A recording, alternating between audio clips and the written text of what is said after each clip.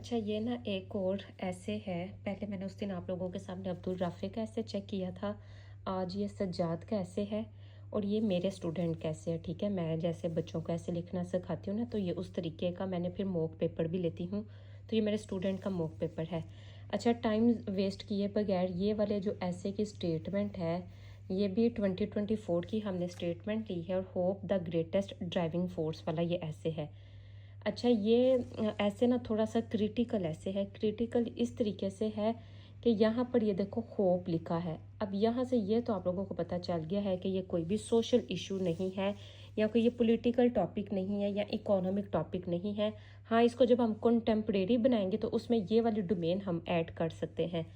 तो ये जो टॉपिक का सब्जेक्ट होता है ना, जो बच्चे मुझसे पढ़ते हैं उनको तो पता होगा कि मैं सब्जेक्ट किसे कहती हूँ। तो ये जो टॉपिक का सब्जेक्ट ना, ये बड़ा इम्पोर्टेंट होता है। बेसिकली पूरा ऐसे इसके ऊपर रिलाई कर रहा होता है। अच्छा, इस ऐसे को ना हम जो है वो लिटरेरी ऐसे में कंसिडर करते हैं। मैं आप लोगों को, जो बच्चे मुझसे नहीं पढ़े हुए, तो उन लोगों की अंडरस्टैंडिंग के लिए ना मैं थोड़ा सा आपको बता दूं कि जो लिटरेरी ऐसे होते हैं, इनको जो है ना वो फिलोसोफिकल डोमेन में 3 तरीके से जो है ना वो डिवाइड करता है। अब वो जो 3 तरीके की स्टेटमेंट्स होती है ना, एक वो किसी की कोटेशन उठा के दे देता है, जैसे man is born free, Rousseau की स्टेटमेंट उसने दी हुई है। एक वो स्टेटमेंट होती हैं जो प्रोवर्ब्स होती हैं, जो कि आप लोगों को पता होता है। प्रोवर्ब्स होते हैं या यूनिवर्सल ट्रूथ्स होते हैं, जो वो आपको टॉपिक में दे देता है। उसको भी बड़ी आसानी से आप लोग जो है ना वो कंटेम्प्रेरी बना सकते हैं। एक स्टेटमेंट वो होती है जो वो खुद लिटरेरी डोमेन्स को या खुद कुछ ऐसी की टर्म्स को उठा के ऑन जो है ना वो अंडरस्टैंडिंग के अकॉर्डिंग आप लोगों को बना के दे देता है। जैसे do we need literature in our life. इनमें जो सबसे डिफ़िकल्ट स्टेटमेंट होती है ना, वो ये कोटेशन वाली होती है कि आप लोगों ने जो ऑथर होता है उसके अकॉर्डिंग उसको अटेम्प्ट करना होता है। प्रोवर्ब को भी आप बड़ी आसानी के साथ थोड़ा सा बैकग्राउंड देने के बाद अटेम्प्ट कर लेते हैं, और ये वाली सबसे आसान स्टेटमेंट होती है। अब क्योंकि हमारी ये वाली वर्कशॉप नहीं है, बस आप लोगों को समझाने के लिए कि ये जो होप वाला टॉपिक है ना, ये आप लोगों को समझ आ जाए। तो अब इस होप वाले टॉपिक में, hope the greatest driving force, अब ये जो स्टेटमेंट है ना, ये उसने खुद भी बनाकर दी है और ये किसी तरीके से यूनिवर्सल ट्रूथ्स में भी आ जाती है। क्यों? क्योंकि ये जो है ना, इसका लिटरेचर अगर देखो तो इसको शेक्सपियर ने भी कवर किया हुआ है। इसको अगर आप लोग अर्ली सिविलाइजेशंस में देखो, वहाँ पर भी ये कवर है। फिर ये बाइबल में भी है, ये कुरान पाक में भी है। तो ये उसने खुद से बनाकर स्टेटमेंट दी है। ऐसे टॉपिक्स आप लोग बस ये याद रख लो कि आप लोगों का सवाल होगा ना कि हमें कैसे पता चले कि कोई कोटेशन है या खुद से। तो अगर आपको लगता है ना कि कोई भी टॉपिक जो है वो आप अटेम्प्ट कर रहे हैं और आपने लिटरेरी टॉपिक ही उठाना है, लेकिन आपको पता नहीं कि इसको कंटेम्प्रेरी कैसे बनाना है, तो उसका ना एक आप लोग रूल याद रख लो कि फिर उसमें आप लोगों ने लिटरेरी बैकग्राउंड दे देना है।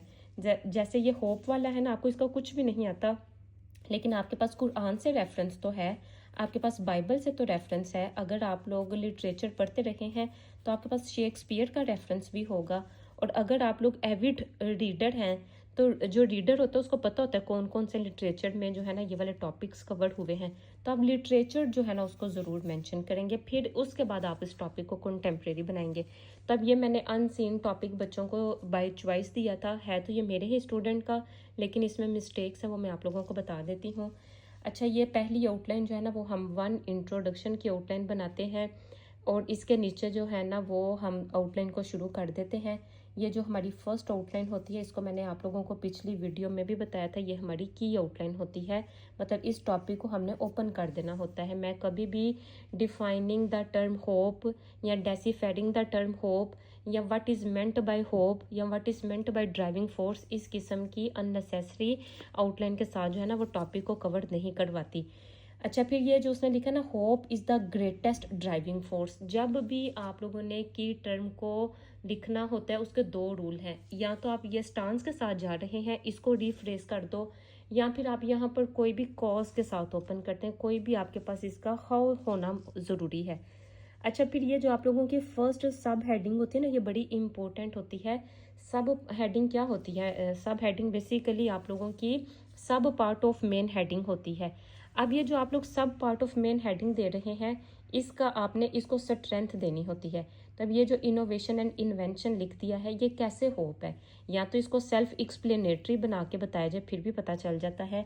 आप लोग भी कोशिश किया करें कि इस तरीके के ओपन एंड जो है ना वो सब हेडिंग्स ना बनाएं, ओपन एंड से बात जो है ना वो समझ नहीं आती। हाँ, ये जो है ना मोटिवेशन फॉर एक्शन, ये ठीक है, इसको यूज़ करके ये मेन आउटलाइन बनाई जा सकती थी। और फिर ये जो लिखा ना fuel for long term goals, इसको भी यूज़ किया जा सकता था, ठीक है। अच्छा, फिर मेरा एक मेथड होता है कि मैं एक पास्ट वाली आउटलाइन लिखवाती हूँ जिसमें हम लिटरेरी बैकग्राउंड देते हैं। तो उसने लिखा है hope turned countless dreams into reality, ये ठीक है। और उसमें वो इंडिपेंडेंस मूवमेंट, स्पेस एक्सप्लोरेशन, अब ये जो सारी की सारी है ना ये रैंडम आइडियाज़ हैं, ये भी मैं एक्सेप्ट नहीं करती। आर्ग्यूमेंट ये ठीक है, लेकिन ये रैंडम आर्ग्यूमेंट्स हैं। रैंडम आर्ग्यूमेंट्स नहीं आप लोगों ने लिखने होते, कोहेरेंस के ऊपर आप लोगों ने ऐसे लिखना होता है। ये उस लिहाज से जो है ना ये एक्सेप्टेबल नहीं है। ऊपर उसने फिलोसोफिकल आर्ग्यूमेंट्स नहीं लिखे।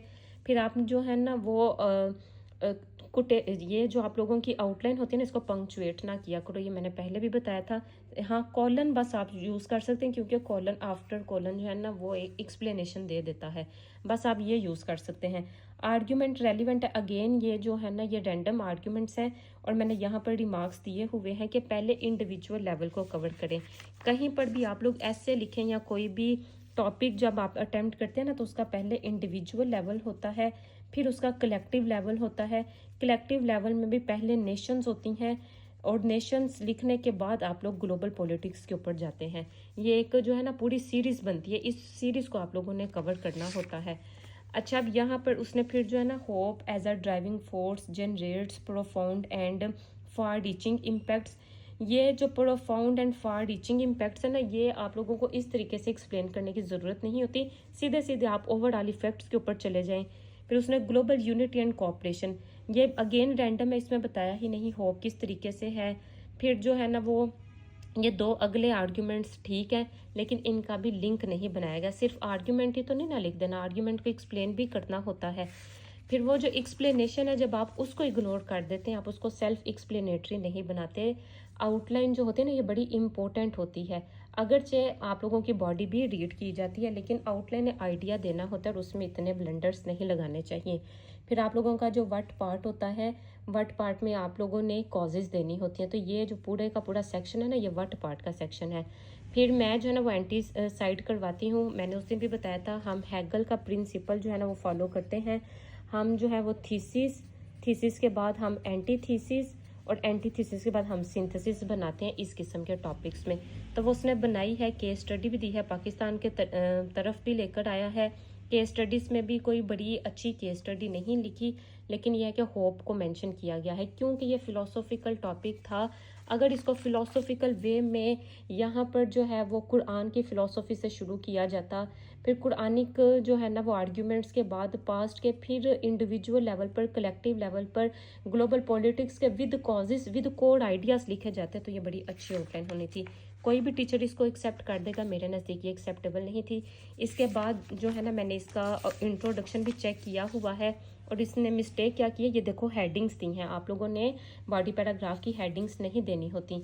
तो फिर ये इंट्रोडक्शन और बॉडी पैराग्राफ में आप लोगों से फिर कभी डिस्कस करूँगी। अल्लाह हाफिज़।